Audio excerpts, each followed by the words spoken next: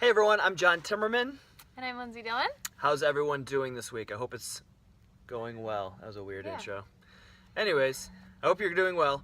It's been a while since we filmed an episode, and that's because we've been up to some pretty exciting things.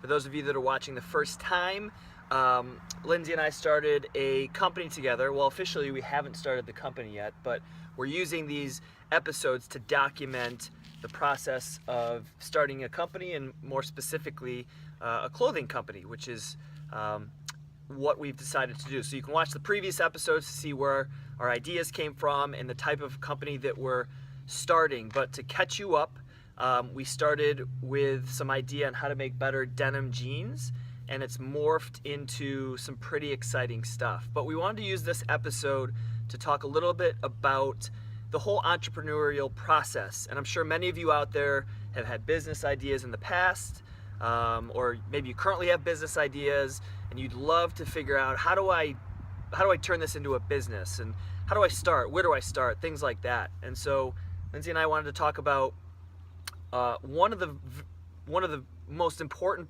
parts of the process that you will no doubt come in contact with if you decide to move forward with your business idea, no matter what it is. And we are in the midst of this part of the process as we speak, right? Yeah. Yeah. It's ongoing conversations, right? It's keep going. Yeah. So it's basically every business is going to take some sort of pivot sooner or later. It's going to come to a point where you figure out, well, this idea is great in my mind, but maybe there's some people out there, or your target demographic doesn't really understand it. So you have to tweak some things. You have to change the brand. You have to come up with new ideas on distribution or production or marketing, whatever it might be, right? There's some sort of pivot that's going to have to happen. It could be very, very small, or it could be massive, which is the one that we're experiencing right now. So to catch you up, we had some ideas on how to make better jeans. Like I said before, one of them involved some pocketing, being able to build a cell phone pocket into jeans and making a fit that was better, more appropriate for different body types. People who are more athletic, who have bigger thighs, people that want more stretch in their jeans, people that don't want as much stretch, basically designing these jeans based on fit.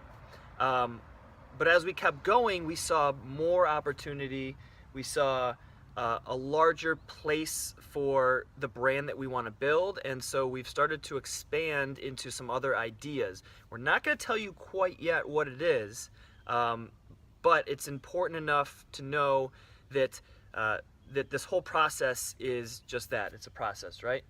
And Well, and I think the thing we wanted to talk about today was kind of how we've gotten to this pivot, right? Is as we kind of keep doing research, as you kind of learn more about and get further into this thing, this idea that you have, the more you learn and the more you kind of get additional ideas that kind of come as a result, which then kind of puts you in a position where I kind of keep going forward, or I pivot because it gives me more opportunity to do something different. And so that's where we are now. yeah, and I think that's very frustrating for a lot of people. I know at times it was frustrating for us to kind of feel like we hit a wall, that everything we've been working towards, was going to change direction, and we thought we had to start over.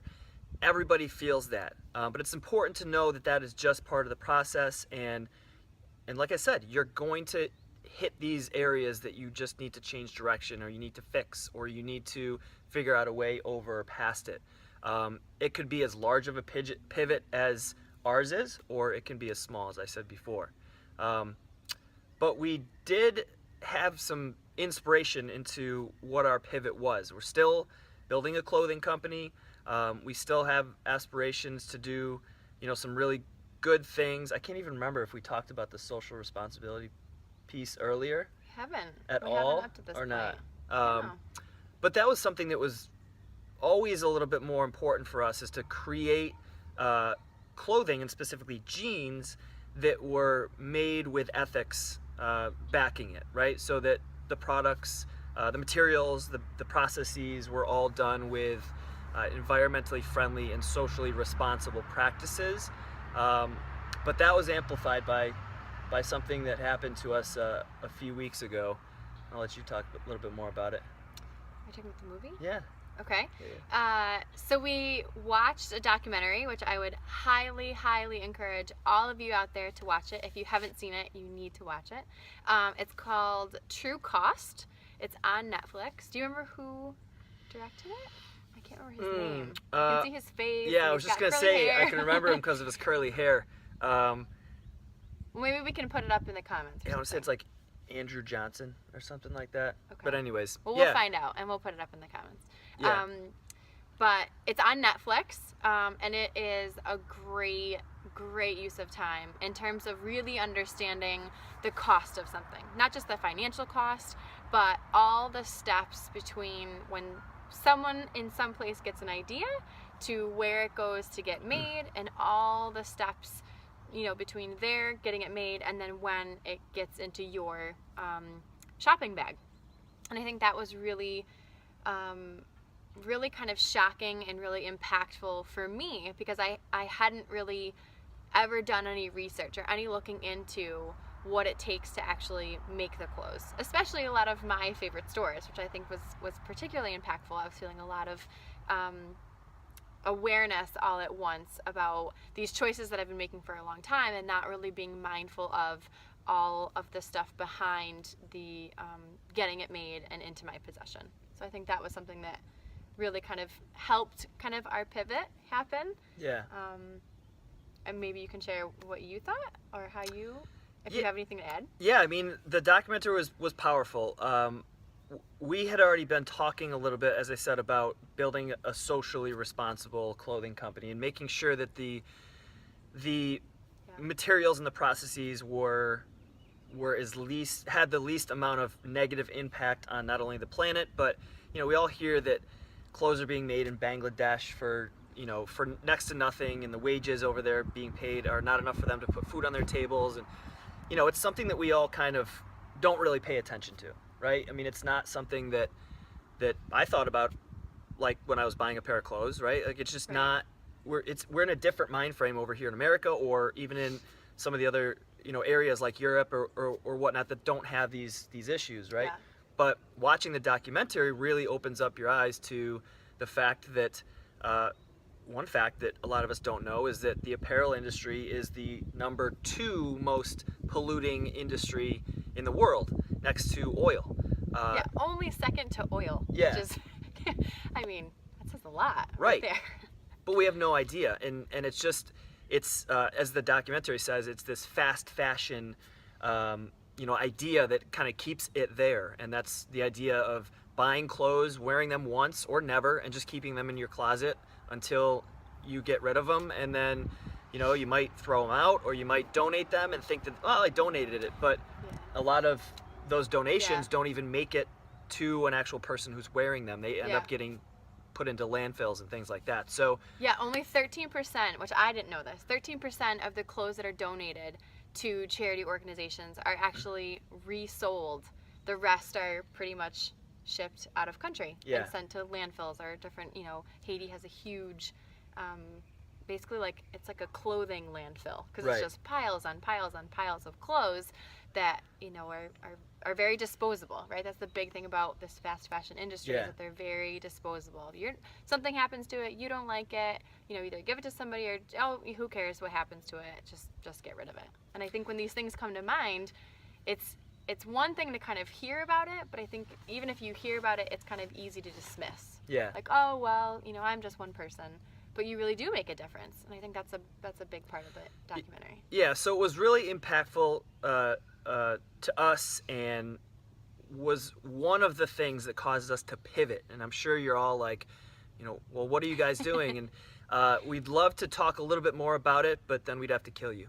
No, I'm just kidding. But it is something that's still in development. It's something that we're super excited about, and I can definitely say it's something that we're even more excited about than when we first started the idea of the denim company.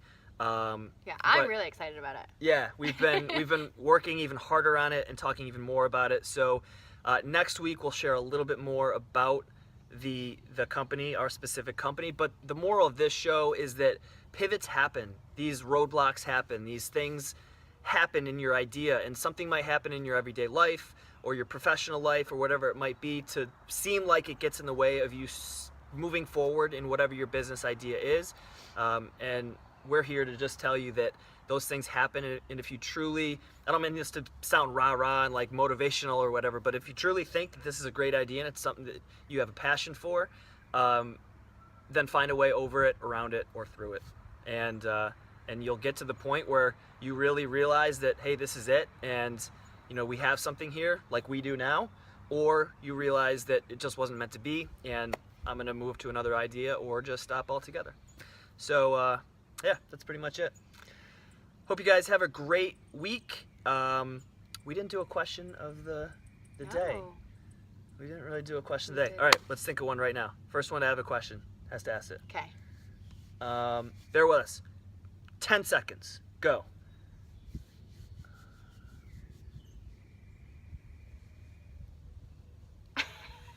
Ready? Okay, I've got a question. Okay, so close. Mine's completely like random though. Random question? Yeah, you can go. Okay. I have a random question too, somewhat random. Girls out there, right? So girls out there, how many of you girls have ever bought an outfit or a shirt or a pair of jeans or something for your boyfriend or your husband? How many of you out there have ever bought clothes for your significant other? Actually, we'll open up to both. Guys too. Yeah. I'm guessing it's going to be lower for guys. We had this discussion. But how many of you out there have bought clothes for your significant other? That's the question of the day. You can answer in the comments below if you see in YouTube or in Facebook. We would greatly appreciate it. Yeah. Thank you, and we'll see you next weekend. Bye. Bye.